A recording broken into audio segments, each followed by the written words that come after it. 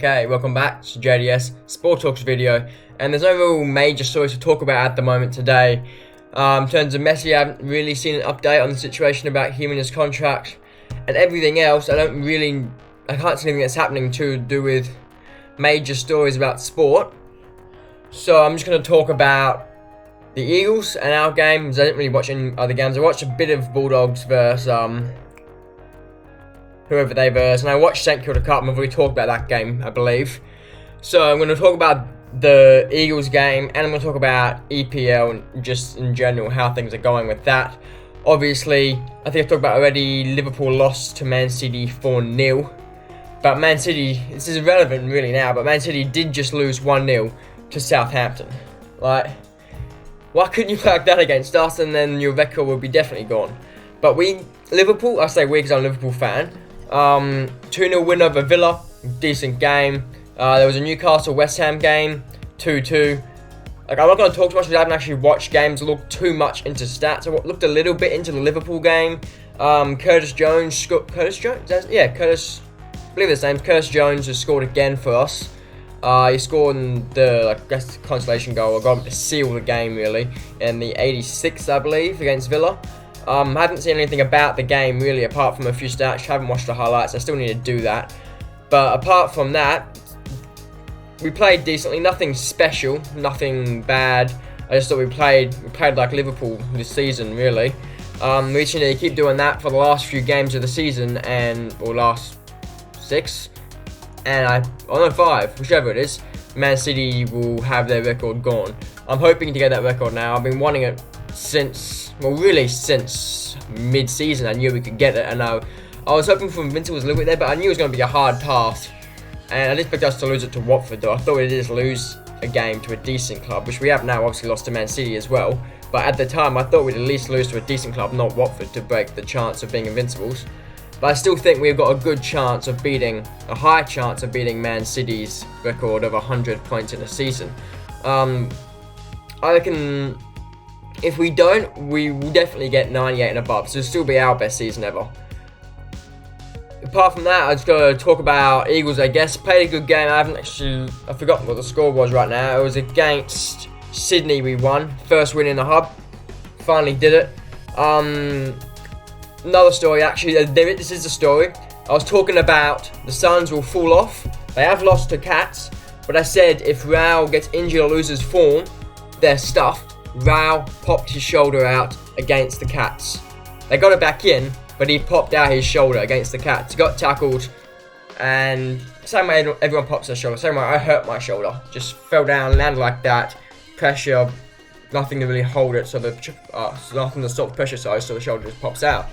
Same thing happened to a Geelong player. In my opinion, one of, if not the greatest of all time, Gary Ablett. When he was playing for Suns, popped his shoulder out.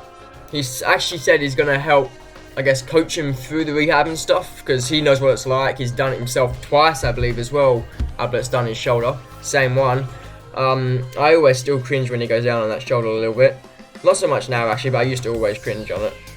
But, yeah, so I think that's bad for the Suns season. I don't know how well they're going to be able to keep this form going without their main player, because that would, not only does it hit them skill-wise in terms of who's playing, but it would hit them confidence-wise, because his would be, at this point in the season, would be top of the Brownlow medal.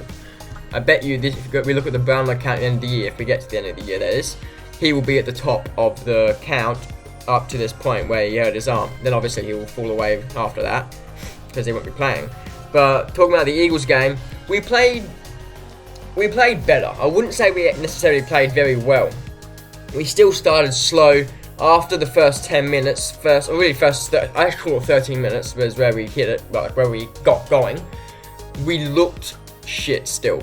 They were all over us. They were running around like ants. They were everywhere. We barely looked like we wanted to play at all. Same we've been since we've entered the hub. Really, we've just not really looked interested. And then something just clicked. We did it for a few minutes against the Suns, and for a few minutes there also against Port Adelaide. We just clicked, and all of a sudden we were back to the old Eagles. Kicked a few goals, and the confidence was sort of like still a bit edgy towards the end of that. So during that first quarter where we clicked, But after we got into the second, we were back to the normal Eagles. We were just passing it around, so cool, calm, so much confidence in our play, which we had lacked.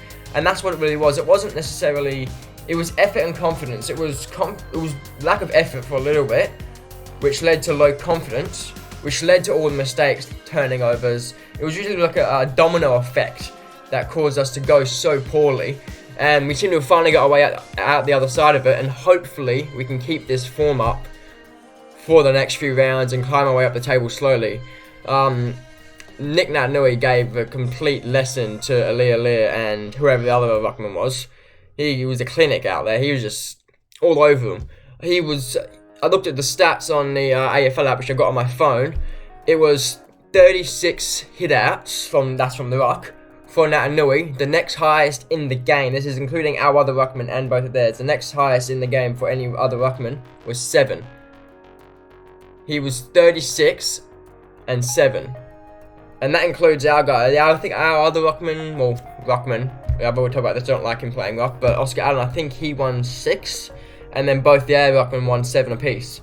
So combining all the other ruckmans in the game, I guess Naitanui got more than all the other. Like maybe someone else actually went up for a ruck, but it's not actually a ruckman, if you know what I mean. Like someone might go up that's in the forward line, they're not a ruckman. But I'm counting like the main ruckmans of the game. So there's normally 2 ruckmen for each team because they get tired, have to move off. Someone else comes in to ruck for them. The substitute ruckman, which we have Allen, as I've talked about. I hate him playing ruck. I think if anything, it's tainting his career because he's not playing well when he's playing in ruck. Although admittedly, he did do decent, better than I expected Saturday. But he is versing people who aren't really ruckman themselves. Like Alir is more of a forward. I don't even know who the other guy is from him. I can't even remember who he is. The other Sydney ruckman. But yeah, if you combine the other 3 ruckmen in the game, Naitanui had more hit-outs than them. It was a bit predictable in the first half, to be honest. But he got over that. It's just complete domination from him. And I think that may have pushed us to do a bit better, maybe. I don't know what made us click, but something happened and we played so much better. I'm just rambling now. It's been JDS. Thanks. Bye. See you next time. See ya.